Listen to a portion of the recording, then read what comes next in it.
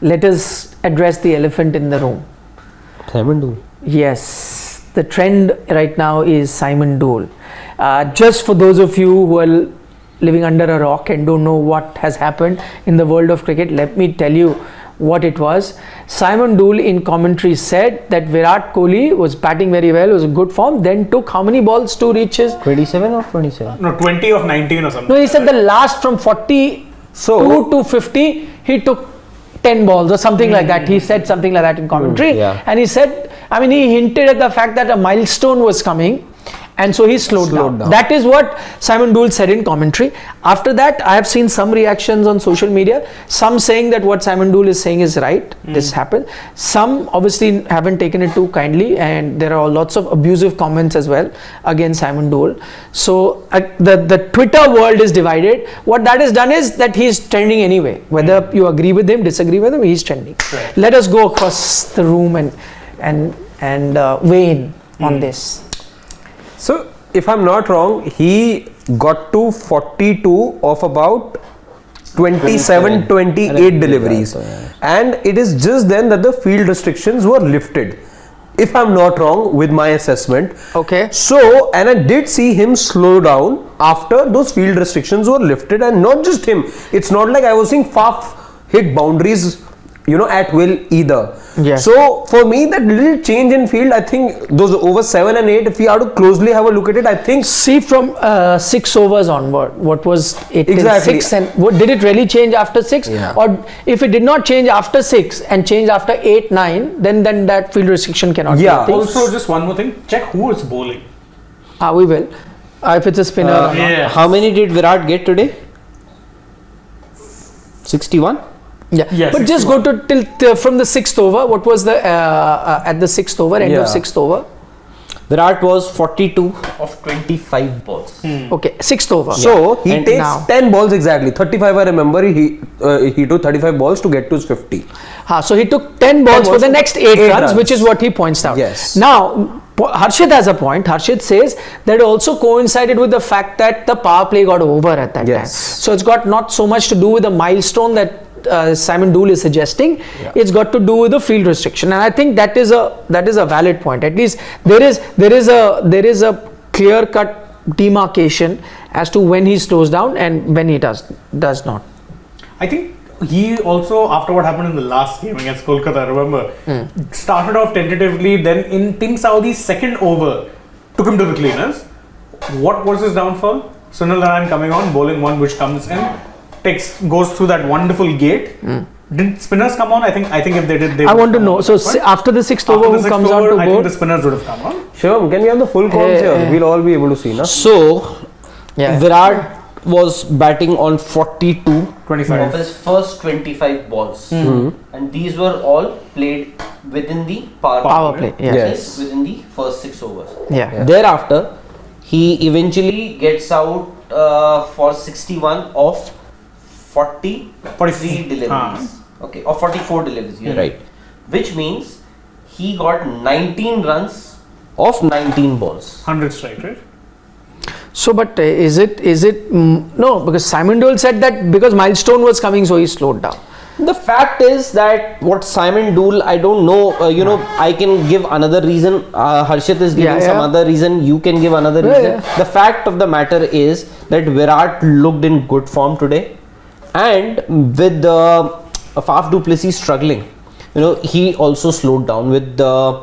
And this has happened in the past also. Just that, in the past, what we've seen is Virat will get to a score of 40 of 30 deliveries and would eventually score 60 of 40 deliveries. So that's how he played. He would cover up. Today it was a different scenario where for the first few runs he was quick off the blocks and thereafter he slowed down. This is also interesting that it's actually, I think Harshit also made a valid point that there was it cannot just be a coincidence that suddenly, I don't think now with that point in mind, I don't think now milestone was an issue. Because if milestone was an issue, then it didn't have to be coinciding exactly with the power play getting over. So that means you are suggesting that Virat was struggling against the slower bowlers. Maybe. Did the spinners come on after that? No, I'm saying Maxwell didn't struggle. Du Plessis didn't struggle. Look at the RCB spinners. 4 overs bowled between Karan Sharma and Shadab. And but quality is different, no?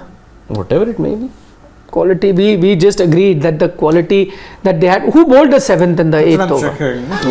Who bowled the 7th and the 8th right after that? You wanted to but you can't really compare the way Faf and Virat played today because they were very contrasting.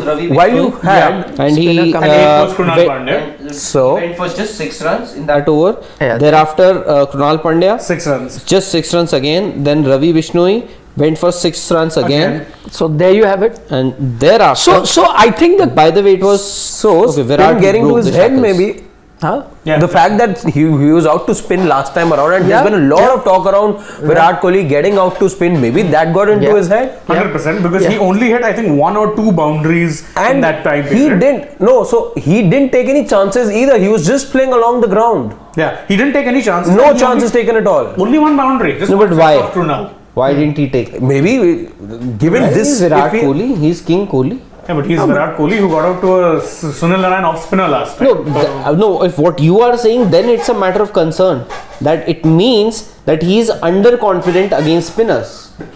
If he wasn't taking his chances, either the bowlers were bowling very well, or he was a little underconfident. Because once Faf Du Plessis was set, he didn't bother as to who the bowler was. Exactly. Maxwell didn't bother as to who the bowler was. Yeah. Whether it was and Amit for a Mishra, set Ravi batter to Bishnoi. slow down looks a little difficult for me to digest. You said 40 odd runs don't just come like that. 42, 44 runs don't just come off like that. And he is Virat Kohli. He knows how to get runs. That's what I'm saying. He knows how to score runs. That is the reason why, when you compare somebody like Rohit Sharma or Virat Kohli, Rohit Sharma is struggling for runs. Virat Kohli is not struggling for runs. Virat Kohli is struggling with the manner in which he is getting those runs, or in the manner in which he was getting the runs. He at least in the last few months, 6-7 months, he is in a decent form across formats. Yeah. There was one concern, that was Test cricket, and he got that monkey off his back with that 186 in Ahmedabad Test. Yeah. So that monkey is also off his back now. So Virat, at least we know that Virat knows how to get runs. Yeah, he's not fighting any demons, I'm saying. With Rohit Sharma, the struggle is that he's not getting runs. Acha, okay. Shivam wants us to read a couple of tweets on the subject that Harsha Bhogle has put out. So let's read them. He starts by tweeting, "This game confirms everything we have been talking about strike rates. Kohli 61 of 44, eventual strike rate of 139, but got 16 of 15 at the end. Du Plessis 79 of 46, eventual strike rate of 172, but was 33 out of 30 balls. Those balls don't come back, and RCB were shot in the end.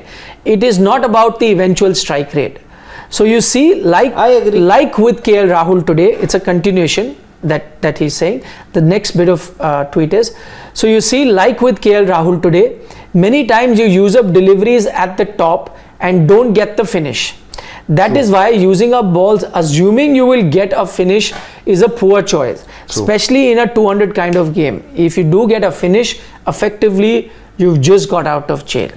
And I agree. See, that's what I was saying. If Virat gets to a score of 40, and but what is he saying? Is he? I'll just if I can explain it in numbers.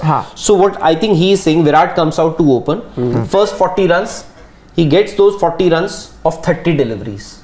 What is his strike rate?